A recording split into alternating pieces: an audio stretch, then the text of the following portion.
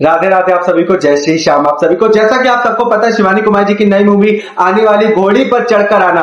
उसके आने से पहले लोग इतने फड़फड़ाए हुए हैं, इतने दिमाग में भड़बड़ाए हुए हैं भाई। उनको पता था कि हम शिवानी की सरकार गिरा देंगे तो हम लोग आगे बढ़ जाएंगे। पूरा गांव गैंगअप करके बैठा था। आपने देखा होगा, अटैक आ जाएगा, कोई जनता को धमकी दे रहा है, कोई किसी को कानूनी कार्रवाई की धमकी दे रहा है, किसी के पास सिलेंडर नहीं है तो रो रहा है, कोई बीमार पड़ा हुआ है। लेकिन जो दूसरों के लिए गड्ढा खोदता है, आज वही लोग उसी गड्ढे के में गिरने के लिए सक्षम हो चुके हैं और उसी गड्ढे में खुद ब खुद एक एक करके गिरते जा रहे हैं, जो कि जनता साफ साफ देख रही। क्योंकि जनता को सब पता है भाई, पब्लिक है जो सब जानती है। क्योंकि पब्लिक है तो हम है, पब्लिक नहीं तो हम नहीं। इसी वजह से जनता कहती भाई अच्छा काम करो, लोगों के सामने अच्छे से रहो। लेकिन अब जो गुटखा जी बीमार हो गई है, गुटखा जी की बीमार हो जाने के बाद जो गुटखा खाती है भर भर गुटखा खाओगे, बीमार नहीं होगे तो क्या होगे, उस पर भी बात करेंगे भाई। दूसरी खबर की बात करें भाई, टीमा और डूबी डूबी एक साथ आ गया भाई। डूबी डूबी के चैनल पर रीच भी बढ़ गई टीमा की वजह से, और अपने ब्लॉग में हा हा हु हे कितना हंसते भाई। डूबी डूबी इतना हंसती है भाई, कोई वजह ना भी होगा तब भी हंसेगी। वही जो हमारी गुटखा का मोर्चा संभाल रखा टूनम भौजी ने भाई, सिलेंडर चोरी करवाए आई है, घूमने गई है भाई, कैमरा तानना है लेकिन सिलेंडर नहीं देखना कौन पकड़े। ऐसे हालात बना लिए हमारी जो टूनम भौजी है।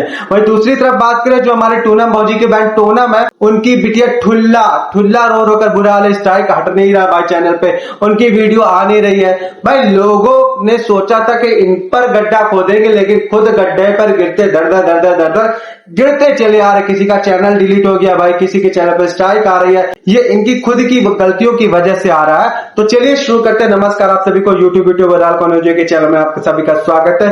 तो सबसे पहले बात करते हैं गुटखा गैंग की। मेन गुटखा की बात नहीं करेंगे तो किसकी बात करेंगे भाई? मेन तो वही है, वही तो जड़ है लड़ाई की। अगर वो कुछ बोलती नहीं और वीडियो आराम से बनाती तो आगे चलकर ऐसा कुछ भी नहीं होता।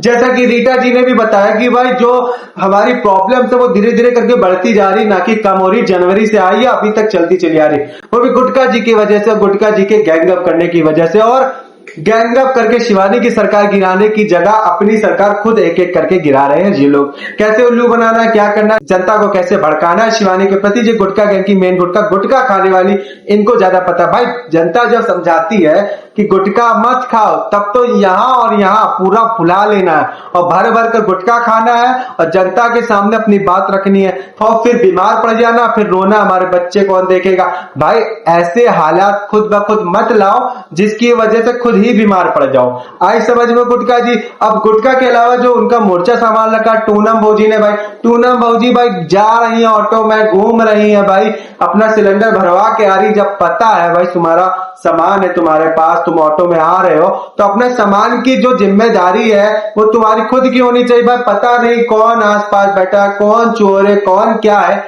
तुम्हें अपने सामान की जिम्मेदारी खुद रखनी पड़ेगी भाई। किसी ट्रेन में, बस में बैठो तो सामान की जिम्मेदारी रखो। लेकिन टूनम भौजी ने क्या किया, दो लड़कों को पकड़ा दी, बेटा सिलेंडर पकड़ लो, अपना आराम से उतर कर, हाँ दोस्तों हम उतर गए हैं, और अपना ब्लॉगिंग चालू कर दिया। नमस्कार सर दोस्तों, मतलब ये सब चीजें चालू कर दिया हमारी टूनम भौजी ने।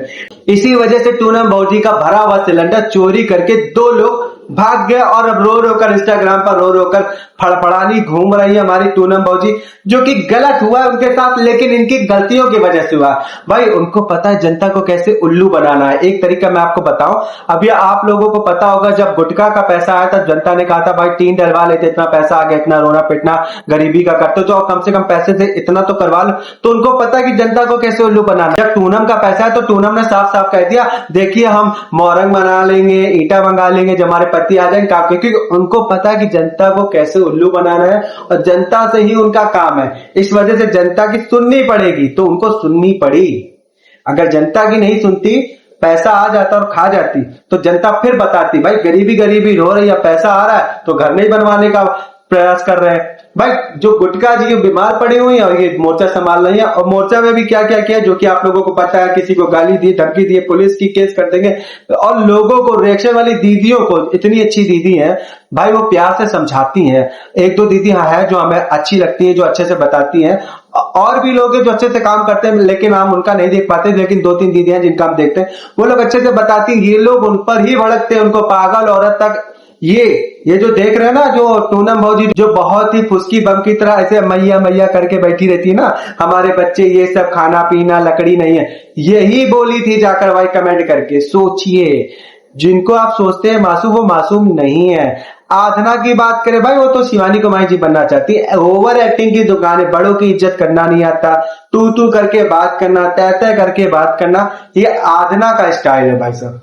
आधना का स्टाइल इस तरह से, देखिए आधना की वीडियो आई, हाँ अभी जो उनके मैनेजर साहिबा उनका कॉल आ गया कि हमारे घर में समस्या ये हो गया, प्रॉब्लम आ गई, उन्होंने खाना परस के रखा था, खाया नहीं आधना ने, ये बताया ठीक है, कई ब्लॉग नहीं बना, लेकिन 13 मिनट का ब्लॉग बना दिया भाई, वही रोना गाना पिटना मचा मचा के।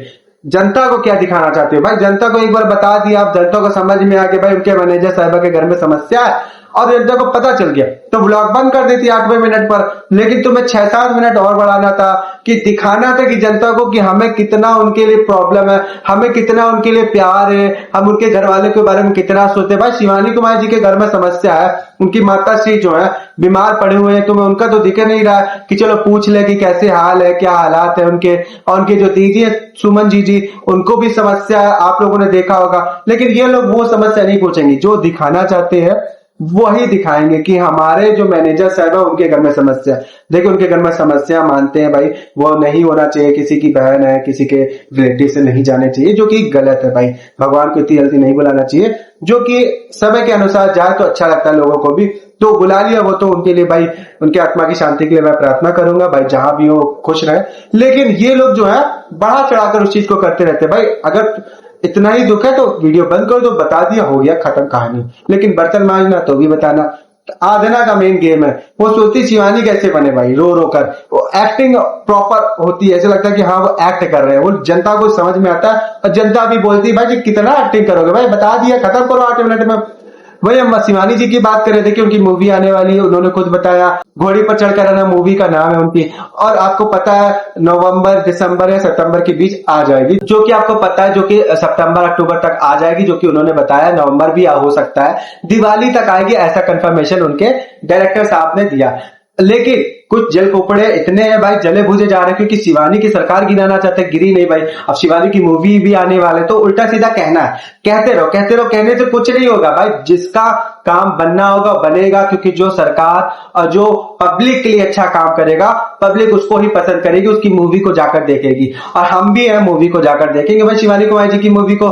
नहीं पहला शो देख पाएंगे, दूसरा शो जाकर देखेंगे, लेकिन देखेंगे जरूर भाई। वो शिवानी कुमारी जो है अपने कानपुर का नाम रोशन कर रही है, देश की बेटी बनकर बैठी हुई हैं, और देश की बेटी के साथ साथ अपने संस्कृति को नहीं भूल रही, अपने गांव के व्यवहार को नहीं भूल रही, वातावरण को दिखा रही, एनवायरमेंट को अच्छा बना रही हैं, और जनता के सामने कैसे रहना है गांव में, और गांव के अलावा देश विदेश में जाकर कैसे रहना है, वो संस्कार भी दिखाती भाई।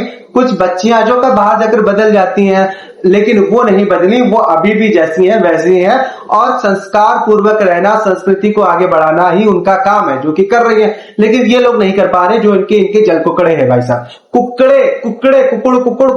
कुकड़े समझे, ये है वो लोग। अभी जो शिवानी कुमारी जी की माताश्री आप लोगों को पता हॉस्पिटल गई है, काफी ज्यादा बीमार भी है। सुमन जी की भी देखिए, उन्होंने हमेशा तबियत पे ख्याल रखा। सुमन जी का मुझे लगता है वो ज्यादा ख्याल रखती भाई, क्योंकि शिवन जी जो है शिवानी कुमारी जी के लिए बहुत करती, बहुत ज्यादा करती भाई। देखो खाना से लेके हर एक समय सीमा पे सुमन जी खड़ी रहती हैं शिवानी कुमारी जी के लिए, जो कि दिखता है भाई, साफ साफ दिखता है, क्योंकि बचपन से ही शिवानी कुमारी जी को केयर करी है सुमन जी ने। तो शिवानी कुमारी जी है वो सुमन जी के बच्चों की भी केयर करती, खुद की भी केयर करती हैं, और अपनी जीजी की भी केयर करती है सुमन जी की। और माता श्री की देखिए कितनी तबियत खराब है, हॉस्पिटल गई है।